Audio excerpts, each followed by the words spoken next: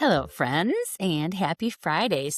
We are trying something new here at the Bring Your Big Energy podcast studio. We are going to start to do something that looks like a coffee chat on Fridays. It's going to be super chill. I do have my coffee, so there's that. So basically, what I'm going to share is things that came up during the week or things that might have come up through coaching with clients that I had and share some of the concepts I have.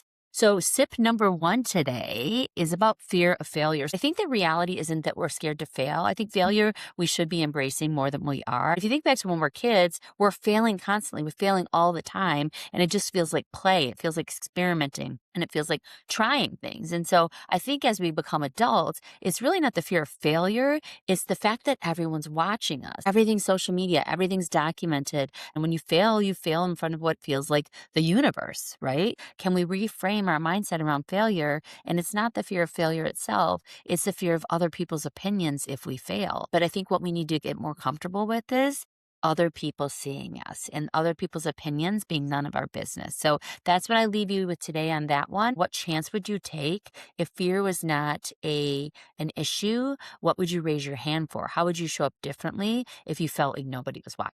So that's number one. Number two is that words matter. So as a coach, we talk about language all the time. This week, I had a coaching client. I love her dearly. She was becoming more and more overwhelmed with all of the things that she has to do. Now, this client is in particular is building a huge dream. There's a lot of moving parts. There's a lot of different things. It feels like the planets need to align. And so what she felt like she was doing is continuing to work towards these goals, but making small incremental progress. As we started working through it, she just came to this place where she was like, well, really what I'm doing is just investing in my luck.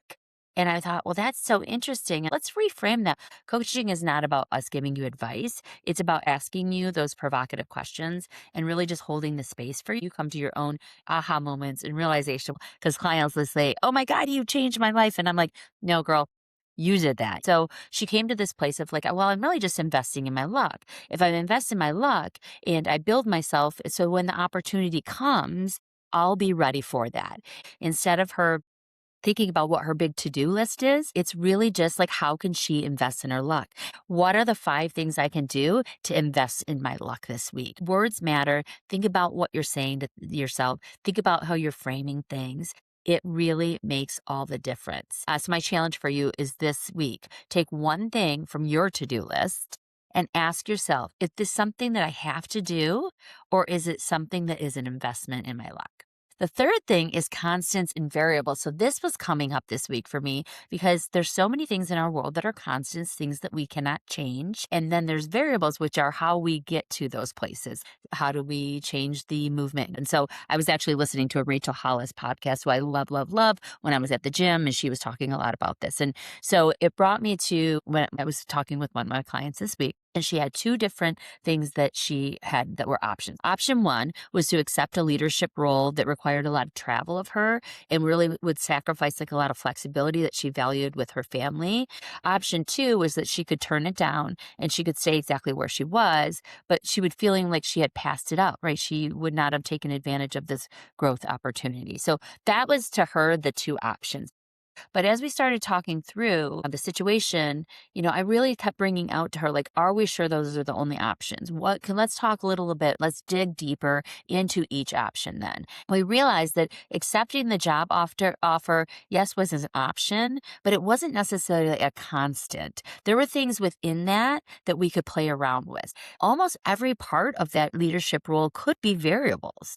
She could negotiate the amount of travel. She could propose a hybrid schedule. She could ask to be phased into the role. So by the end of our conversation, where she got to this place where there weren't just 2 options anymore, there were really 10. So none of those possibilities for her had existed until we really challenged the assumptions that those 2 choices were very constant. It made me realize how often we do this in our own lives. We assume that the timeline is fixed. We assume that the job is fixed. We assume that the relationship or the process or the outcome is fixed. But so many of those things that we treat as constants are actually variables just waiting to be explored. So this week, the question I'm going to leave you on this one is, what have you been treating as a constant that might actually be a variable? And you may discover that you have way more options than you ever thought all along. You just haven't given yourself permission to see them.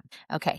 And then our last sip of the day here on Stacey K's Coffee Chats. Shout out to my marketing person, Chloe, who came up with this awesome idea. We're going to get there and it's going to be amazing. So, the fourth sip of the week is I had a podcast guest on recently who said something that I have not been able to think about. What if life is the event? So, how often do we save things for someday? So, like we save the outfits or the good china or the shoes or the jacket, and we tell ourselves that we'll wear them when it's a special occasion.